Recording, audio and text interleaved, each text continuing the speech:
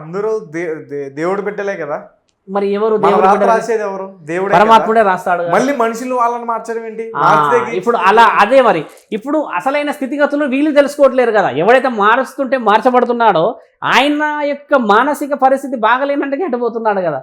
అర్థమైందా నేను చెప్పింది? అదే నీ ఇంట్లో ఉన్న ఇలవెల్పులు, నీ వంశంలో ఉన్న వంశోద్ధారకులని, వంశదేవులని నీవు తెలుసుకోగలిగితే, అది నీ తల్లిదండ్రులు, నీ గురువులు, నీ వంశంలో ఉన్న పెద్ద మనుషులు చెప్పగలిగితే నీ వంశానికి ఒక ఆధిపత్యం, నీ ఇంటికి ఒక విలువ వచ్చేది.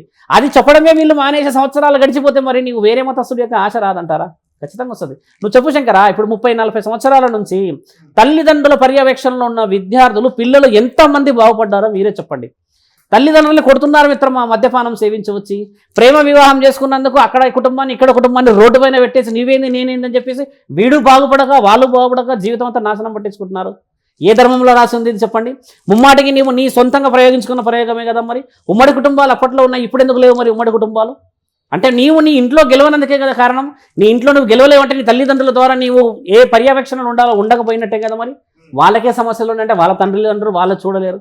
సమాజం ఉమ్మడి కుటుంబం నుంచి ఇంత విడదారికి పోవడానికి గల కారణం ఏంది శంకర? ఒక మాట నీవు ఆలోచించు. మనిషికి ఆశ, కోరిక, ఆస్తి, అంతస్తు, విలువ, వేసుకున్న వస్తువులు, నగలు, నట్రాలు అన్నీ కదా. ఇవన్నీ లేకపోవడం చేత వంశస్థులకి వేరే విలువలా ఉంటుంది కదా. మీరు చూడండి, వేరే మతస్థుల్లో మీరు ఆలోచిస్తే హిందూ ధర్మంలో తప్పితే మిగతా ఏ ధర్మాల్లో ఎక్కువ అలంకరణ ఉండదు కాబట్టి అవి నిలబడుతున్నాయి. మన దగ్గర అలంకరణకి ఎక్కువ గొడవలు. అది మీరు ఒప్పుకోకపోయినా ఇప్పుడు నన్ను 100 మంది వచ్చి అడిగినా అదే నిజం. అలంకరణ లేని ఆడదానికి మన భారతదేశంలో, మన హిందూ సంప్రదాయంలో విలువలు ఏదో అంటూ ఉంటాం. ఆ అలంకరణకే ఈ తాపత్రయం అంతా. అంటే డబ్బులు, వెండి బంగారు ఖర్చులు ఎలా ఉన్నాయో తెలుసుగా మీకు. అందుకని నేను చెప్తుంది ఏంటంటే, ఫస్ట్ మన పునాదిని మనము పెకిలించేసేసుకొని బయటపడ్డాక వాళ్ళు బాగుపడ్డారని చెప్పడం, అలా ఎలా అంటారు గురువుగారు ఈ విధంగా ఉన్నది అనడం కూడా నీ యొక్క ప్రశ్నకి అర్థం లేనట్టుగానే కదా. వాళ్ళు బాగుపడ్డారంటే వాళ్ళ ఏకాగ్రతని, వాళ్ళు మెచ్చుకున్న దానికి, వాళ్ళు చేసుకున్న దానికి, వాళ్ళ అవతల వ్యక్తిని చేసుకోగలిగారంటే వాళ్ళ దగ్గర పవర్ ఆ విధంగా జరగడం వల్ల పోయింది. అది మన దగ్గర కొంత అలా ఉన్నది, లేదని అనట్లేదు. ఇప్పుడు పెద్ద పెద్ద వ్యక్తులు ఇప్పటికీ మారుతూ ఉన్నారు, వస్తున్నారు. మనం కూడా అలాగా మారాలి అంటున్నాను నేను. లేదంటే రాను ఇంకే ఏమవుతుంది ఈ భూమండలం? ఇంకో 50 ఏళ్ళ తర్వాత ఈ విధంగానే ఉంటుందంటారా? పూజలు, స్థితులు, గతులు, నాలాంటి సాధువులు తిరుగుతారంటారా? ఆలోచన చెయ్యండి. నేను అనేది అది. వాళ్ళ గొప్ప అని నేను అనలే, మన వంశం తక్కువ అని అనలే. నేను అన్నది ఒకే ఒక విషయం ఏంటంటే, యూనిటీ అనేది లేనప్పుడే నీవు ఓడిపోయినట్టు. కుటుంబంలోనే ఇక్కడ యూనిటీ లేదు శంకరా. వాళ్ళ దగ్గర యూనిటీ లేదు. వాళ్ళు కూడా కుటుంబాలు వేరే ఉన్నాయి కదా గురువుగారు అనొచ్చు. అలా కాదు. వాళ్ళు ఒక మతస్థుల్లాగా మాట్లాడుకున్నప్పుడు పోయారు కదా. ముస్లిమ్స్ తీసుకుందాం, వాళ్ళ దగ్గర పవర్ ఉందా? 4 వస్తారు మాట్లాడతారా? అంటే కుటుంబాల్లోకి కొంచెం సంబంధం దగ్గర ఉందా?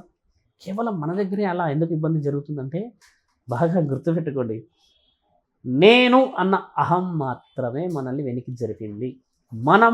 మేము అంటే గెలుపొచ్చేది. ఇకపై అన్న రావాలి శంకరా, పిల్లలు మారాలి. అయితే మీరు మొత్తానికి హిందూ ధర్మం 4వ స్థానంలో ఉందంటారు? ఖచ్చితంగా 4వ స్థానంలో ఉంది. మరి రుజువు చేయమంటున్నాను కదా నీకు, అది మొదటి స్థానంలో ఉందని చెప్పి. అది మీరే రుజువు చేయాలి. ఎలా చేస్తాము? భూమండలంలో ఎన్నో రాజ్యాలు, ఎన్నో దేశాలు ఉన్నాయి. అన్ని దేశాల్లో వదిలిపెట్టి మన ఇండియాలోనే పూజిస్తున్నది కేవలం మన భారతదేశంలో దేవుళ్ళని మాత్రమే. మిగతా దేశాలంతా క్రిస్టియన్ని పూజ చేస్తున్నది అంటే మొదటి స్థానం వాళ్ళదే. 2వ స్థానంలో ఉన్నది మిగతా దేశాలలో ముస్లిం స్థానం అని చెప్పి చెప్పాం. 3వ స్థానంలో ఉన్నది అన్ని దేశాలలో మద్యపానం సేవించేసి దేవుడే లేడు అని చెప్పినవాడు. భగవద్గీతలో రాసింది మిత్రమా, నీకు చెప్తున్నా కదా. 4వ స్థానం భగవద్గీతలో ఏం రాసిందంటే, ఆయన వెళ్ళి చూసినప్పుడు అక్కడ ఒక వ్యక్తికి ఇక్కడ చేతి కట్టే రక్తం పోతూ ఉంటుంది. తండ్రి దగ్గరికి వస్తాడు, శ్రీకృష్ణుడి దగ్గరికి వచ్చేసి పాండవులలో ఒక పాండవుడు అంటాడు, తండ్రి ఆయన రక్తం పోతుంది కానీ నా మాట వినట్లేడు, నువ్వు తండ్రిని పూజించు, దేవుణ్ణి పూజించు, ఎవరన్నా పిలిస్తే నీకు వచ్చి కట్టుకడతారు, ఆ రక్తాన్ని ఆపుతారు అని అంటే, లేదు నేను ఎవరిని పిలువని అంటాడు. అదే నేను రక్తం పోతుంది కదంటే, నేను పిలువని అంటాడు. అరే పిలవకపోతే ఏం చేస్తావు, నీకు ఎట్లా నొప్పి తగ్గుతుంది అని అంటే, ఆయన పక్కనున్న మద్యాన్ని స్వీకరించేసి ఆ నొప్పిని మర్చిపోతాడు. నొప్పిని మర్చిపోవడానికి ఆలోచిస్తాడు కానీ ఆ పుండుని మాన్పించే మార్గాన్ని పరమాత్మని వెతకడు. అది రుజువు చేసి రాసిబడి ఉంది. మీరు భగవద్గీతలు అడిగి తెలుసుకోండి. నా తర్వాత వేరే వాడిని గురువు వస్తే ఇలా వచ్చి ఇంత ముందుకు ఒక అతను వచ్చేసి పిచ్చోడ్లాగా మాట్లాడి వెళ్ళాడు, నిజమా కదా మీరు చెప్పండి గురువు గారు అని అడగండి. మీరు ఆయన అది అవాస్తవం కాదు, అది వాస్తవం అని చెప్తే మీరు నన్ను మళ్ళీ కరెక్ట్ చేయండి. అది భగవద్గీతలో పాండవులకి శ్రీకృష్ణుడు చెప్పిన మాట నేను చెప్తుంది మీకు. తండ్రిని అడుగుతారు, తండ్రి మీరు వెళ్ళిపోతున్నారుగా ద్వారకని వదిలిపెట్టి, రానున్న కలియుగంలో ఏ విధంగా ఉంటుంది ఈ యుగం చెప్పండి అని అంటే, 5గురిని 5 పంచభూతాల వైపు వెళ్ళండి అని పంపించినప్పుడు 5గురు తీసుకొచ్చిన స్వీకరణ ఇది. మీకు చెప్పాం కదా. అత్యధికంగా ప్రేమించి ఆవు బాగా ఒక దూడని నాకడం చేత అని ప్రేమతో నాకడం వల్ల అది అతిగారాభం ఎక్కువ చెడిపోయిందని చెప్పాను కదా. మరి నాకేయడం కంటే విద్యా బుద్ధులు నేర్పించి కొడితే బాగుపడేది కదా. చెప్పాను కదా, 8 బావులలో ఒక బావి మాత్రమే ఖాళీ ఉంటుంది, 8 బావులు ఫుల్గా నీళ్ళు పడి ఉంటాయి. దానికి కారణం ఏంది శంకర? నీ పక్కనే నీ కుటుంబాల్లోనే నువ్వు బాగుపడుతున్న వాళ్ళు చాలామంది ఉంటారు, కానీ నువ్వు నాశనం అవుతుంటే చూస్తూనే ఉంటారు, కానీ 4 చేతులు అయ్యారు. వేస్తే నువ్వు బాగుపడతావుగా. అంటే ఈ సమాజంలో జరుగుతుంది ఏంది? నీ పక్కనున్న వాడికి నువ్వు సహాయం చేయాలని ఎదురు చూసినా చెయ్యరు వాళ్ళు. 8 మంది ఉన్నారు వాళ్ళు, మరి నీ ఒక్కడికి సహాయం చేయవచ్చు కదా. ఒక్కడు లేడు కదా అక్కడ. అందుకని తండ్రి చేయించాడు. అంటే ఈ జరగబోతున్న సమాజం రానున్న కలియుగంలో పక్కనున్నవాడు చనిపోయినా కూడా పట్టించుకోరు, బాగుపడరు. వాళ్ళ కడప, వాళ్ళ ఇల్లు, వాళ్ళ సంసారం, వాళ్ళ డబ్బులు మాత్రమే. ఇది నిదర్శనంగా. రెండవది ఏంది? ఒక ఏనుగుకి పైన తలకాయ, తర్వాత కింద తలకాయ కనబడుతుంది. 2 తలలు కనబడ్డాయి తండ్రి అంటే మరి 2 తలలు అర్థమైంది. ఇప్పుడు మానవుడికి ఉన్న ఒక మహమ్మారి ఏంది? బయట ఒకలాగా లోపకట్లాగా. కాబట్టి 2 తలలు. బయట ఒకలాగా ఉంటాడు, లోపల ఒకలాగా ఉంటాడా? 2 తలల. తర్వాత తెల్లటి పావురం గద్ద ఆకాశంలో ఎగురుతూ ఉంటుంది, సంస్కృతంగా రాతలు రాసుకొని పైన తిరుగుతూ ఉంటుంది. పైన గద్ద తిరుగుతుంది తండ్రి, అలా రాతలు రాసుకొని ఉంది, తెల్లగా మంచిగా మెరుస్తుంది. అది దానిపైన కొన్ని పదాలు రాసి ఉన్నాయి. నేను చాలా గొప్పవాడిని అని రాసింది అని అంటారు. అయితే నేను అది చాలా గొప్పవాడు అని చదివే లోపే అది కిందికి వచ్చి కోడిపిల్లని ఎత్తుకుపోయిందని అంటాడు. అదేంది, నేను అది గొప్పవాడు అనుకునే లోపే అది కోడిపిల్లని ఎత్తుకెళ్ళింది. అంటే ఈ సమాజంలో చూడండి, అభం శుభం తెలియని వాళ్ళనే కదా మోసం చేస్తున్నది. అన్నీ తెలిసిన వాడు. భగవద్గీతలో ఉన్న రాతలు చెప్తున్నా, నేను మీకు ఎక్కడ కూడా కల్పితంగా కథలు చెప్తలే. నా భావోద్వేగాలలో మార్పులు చేర్పులు ఆవేశంగా ఉండవచ్చు, కానీ నీకు చెప్పేటి అన్ని పురాణాలలో ఉన్న నిజాలు.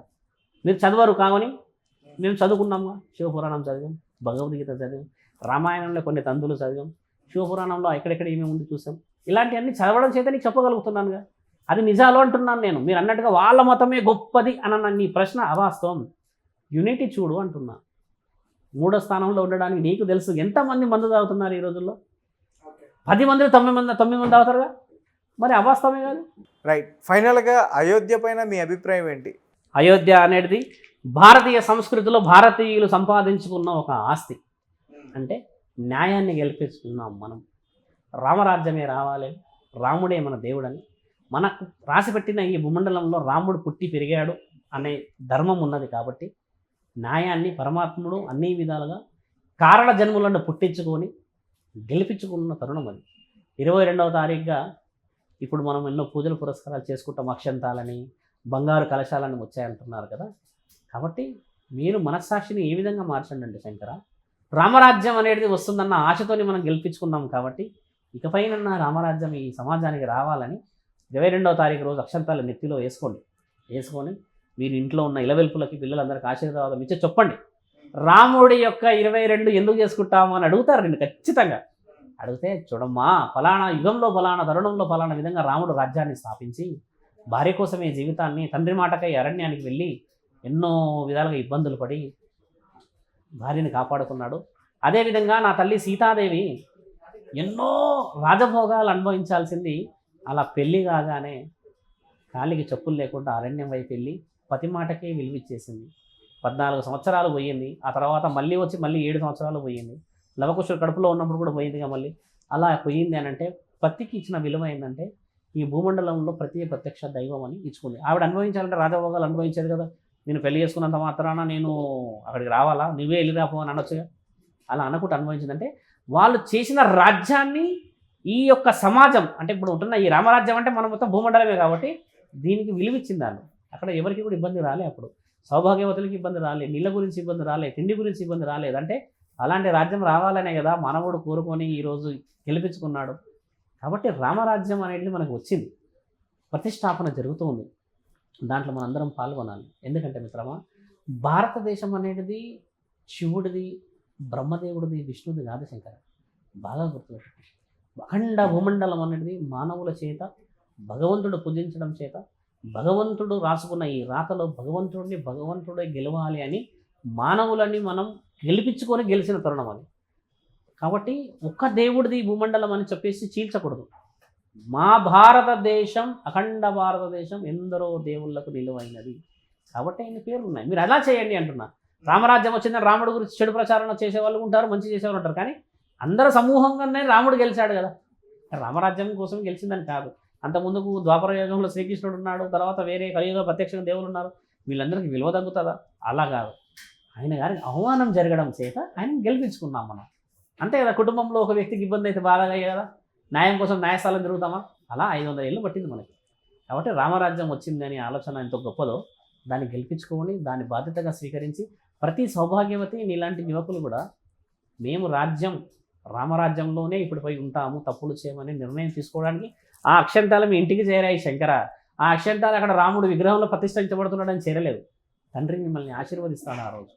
ప్రతి కడపకు వచ్చి రాముడు ఆ అక్షంతాలు మీ మీద వేసినట్టు అది. కాబట్టి దానికెళ్ళి దాని విలువ అది. రామరాజ్యం మీద మన అభిప్రాయం ఏమీ లేదు. అయోధ్య ఉంది భారతదేశం ఉంది భూమండలానికి ఉన్నది ముల్లోకాధిపతులు. ఆ అధిపతులకి పరమేశ్వరుడు ముల్లోకాధిపతి. కాబట్టి రాజ్యాన్ని గెలవడం కంటే ముఖ్యం ప్రజలని గెలవడం. మీరు అడిగిన దానికి సరైన జవాబేగా, అందులో ఏమీ లేదు కల్పితం. మళ్ళీ రావణుడు ఎక్కడ వచ్చాడు అలాంటిది ఏం కాదు. రామరాజ్యం అనేది ఎలాంటి కలుషితం లేని కల్మషం లేని జీవితాలు ఇకపై అన్న రావాలి మిత్రమా, చెప్పండి.